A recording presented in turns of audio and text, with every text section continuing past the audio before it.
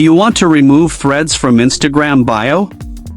You can hide the threads badge on Instagram with just a few simple steps. Before we begin, please like this video and subscribe to our channel for more tutorials and tips. I've also included some helpful tools and apps in the description, so be sure to check them out. To remove threads from your Instagram bio, first, open the Instagram app on your mobile device.